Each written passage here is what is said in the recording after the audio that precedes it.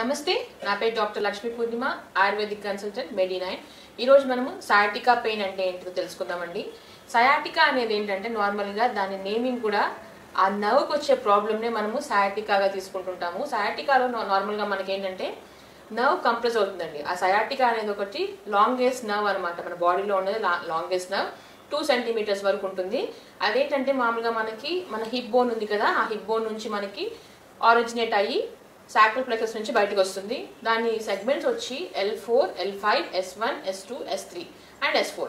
దీని నుంచి మాత్రం మనకి సయాటిక్ నర్వ్ అనేది రావడం జరుగుతుంది. ఆల్మోస్ట్ మీకు అందరికీ తెలిసే ఉంటుంది. సయాటికాలో పెయిన్ వచ్చి మనకి రేడియేటింగ్ పెయిన్ లాగా ఉంటుంది. మనకి హిప్ బోన్ నుంచి ఈ సైడ్ పార్ట్ నుంచి తీసుకున్నట్లయితే మనము కాళ్ళ వరకు, కింద ఫుట్ వరకు కూడా మనము ఆ పెయిన్ అనేది ఎక్స్పీరియన్స్ చేస్తుంటాము. కంటిన్యూస్గా డ్రాగింగ్ పెయిన్ అనేది ఉంటుంటుంది. కొంతమందిలో ఏంటంటే ఈ పెయిన్ వస్తే ఒక సైడ్ మాత్రమే వస్తుందండి, 2 సైడ్స్ రాదు.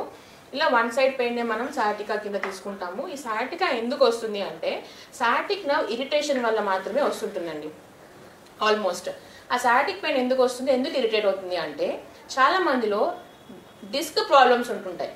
డిస్క్ డీజనరేషన్ కానీ, డిస్క్ హెర్నియేషన్ కానీ, డిస్క్ స్టీనోసిస్ కానీ, మళ్ళీ డిస్క్ బల్జ్ ఒకటి, మళ్ళీ స్పైనల్ ఇంజురీస్ ఉన్న వాళ్ళలో కానీ, అలా డిస్క్కి ఎటువంటి ప్రాబ్లం వచ్చినా కూడా ఆ నర్వ్ అనేది కంప్రెస్ అయిపోయి మనకి సయాటిక్ పెయిన్ లాగా మనం చూస్తుంటాం అనమాట. వీళ్ళలో మనం ఏం చేయాలి, సయాటిక్ పెయిన్ తగ్గాలంటే ఏం చేయాలి?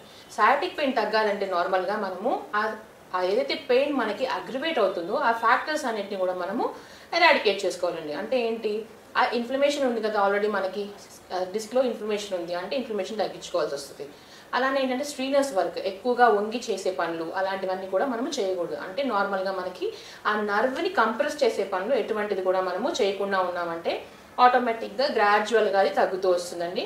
అలానే ఈ సయాటిక్ పెయిన్లో ఏంటంటే మనకి చాలా మందిలో ఇనిషియల్ స్టేజెస్లో ఏంటంటే కొంచెం లాగినట్లు అనిపిస్తుంది అంతే, కానీ అది వాళ్ళు చాలామంది ఏంటంటే పట్టించుకోకుండా వదిలేస్తుంటారండి. అప్పుడు ఆ కేసెస్లో ఏమవుతుందంటే మీకు కంటిన్యూస్గా అలా వదిలేయడం వల్ల అంటే ఎప్పుడో ఒకసారి బాగా లాగడం అనేది ఉంటుంది, లేదా అలానే వదిలేస్తూ పోతే కంటిన్యూస్గా కూడా మీకు ఆ పెయిన్ అనేది మీరు ఎక్స్పీరియన్స్ చేస్తుంటారు.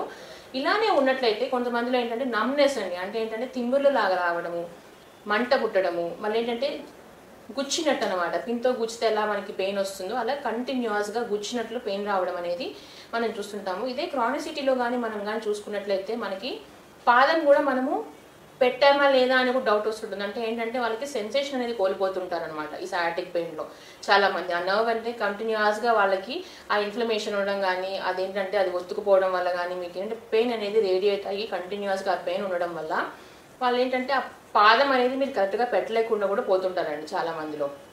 ఇలా ఉన్న వాళ్ళలో మనకి ట్రీట్మెంట్ ఏంటి ఆయుర్వేద ప్రకారం మనం చూసుకుంటున్నట్లయితే మనం దీనికి కటివస్తి అనేది మనం ఇంప్లిమెంట్ చేస్తాము. అలానే స్నేహ స్వేదాలు మర్దనం అనేది మనం కంపల్సరీ చేస్తుంటామండి. ఇది ఆయుర్వేదిక్ దాంట్లో మనము దీని సయాటికాని గృద్రసి అంటాం అనమాట. దీనికి ఏంటంటే లేపన చికిత్సలు కూడా చాలా వరకు మనము చేస్తుంటాం అనమాట. దాంట్లో కూడా మంచి రిజల్ట్స్ వస్తుంటాయి. కాబట్టి ఇలాంటి వాళ్ళు ఏంటంటే ఇనీషియల్ స్టేజెస్లోనే మీకు ఎటువంటి ప్రాబ్లం ఉన్నా కూడా మీరు కరెక్ట్గా మీరు సార్ట్అవుట్ చేసుకున్నట్లయితే ఫర్దర్గా మీకు ఇట్లాంటి కాంప్లికేషన్స్ అన్ని రాకుండా ఉంటుందండి. ఇటువంటి వాటి గురించి మీరు ఇంకా తెలుసుకోవాలంటే మెడి9 కూడా సంప్రదించండి. సంప్రదించవలసిన నంబర్ 9398590286 మరియు 9281000268. Website medi9.info.